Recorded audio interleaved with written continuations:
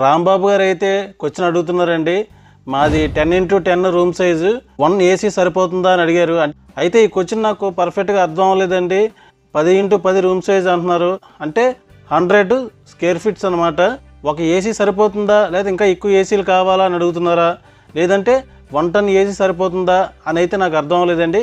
అయితే రెండింటికి ఆన్సర్ అయితే చెప్తానండి నేను.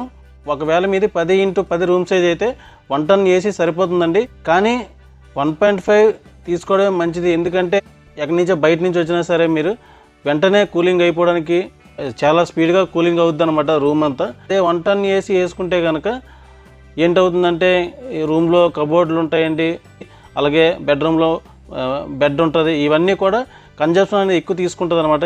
ఈ కూలింగ్ అనేది ఎక్కువ క్యాచ్ చేస్తుంటుంది. దానివల్ల ఏంటంటే 1 టన్ ఏసీ అనేది కూలింగ్ బేగా రావాలంటే కొద్దిగా ఎక్కువసేపు ఆన్ చేయవలసి ఉంటుంది. అదే మీరు 1.5 టన్ వేసుకుంటే కనుక చాలా స్పీడ్గా కూలింగ్ అవుద్దండి.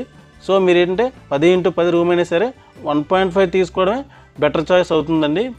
అదేవిధంగా నెక్స్ట్ ఏంటంటే మీరు ఒకవేళ 1.5 ఏసీ తీసుకున్నా కానీ ఇప్పుడు ఏసీలన్నీ కూడా కన్వర్టబుల్ వస్తున్నాయండి. అంటే సపోజ్ మీరు 1.5 ఏసీ తీసుకున్నా కరెంట్ బిల్ ఎక్కువ వస్తుందని గాబరా పడాల్సిన పని లేదు. ఎందుకంటే కన్వర్టబుల్ ఏసీలోని మీకు కావాలంటే 1 టన్ కూడా మార్చుకోవచ్చు, కావాలంటే 1.25 టన్ మార్చుకోవచ్చు, 1.5 టన్ మార్చుకోవచ్చు. అంటే సపోజ్ మీరు ఇల్లు చేంజ్ అయ్యారనుకోండి, రెంట్ హౌస్లో ఉంటుంటే మళ్ళీ మీరు ఇంకో ఇల్లు చేంజ్ అయితే ఆ రూమ్ సైజ్ పెద్ద అనుకోండి, అప్పుడు మీరు 1.5 టన్లోని రిమోట్ కంట్రోల్లో 1.5 టన్లోని రిమోట్ కంట్రోల్లో సెర్చ్ చేసుకోవచ్చు. కాబట్టి మీరు కన్వర్టబుల్ ఏసీ తీసుకుంటే కనుక 1.5 టన్ను మీరు 1 టన్ కానీ 1.5 టన్ కానీ మార్చుకోవచ్చండి. Thank you very much. అదేవిధంగా కొత్తగా ఏసీ ఎవరైనా కొనుక్కుంటే ఏసీ వైరింగ్కి డబ్బులు ఎంత అవుతాయండి అనే దానిపైన అయితే వీడియో చేయడం జరిగిందండి. ఇక్కడ కనిపిస్తుంది కదండి, ఈ వీడియోలో చేశాను. ఇక్కడ ఎండ్ స్క్రీన్లో వీడియో పెడతాను చూడండి.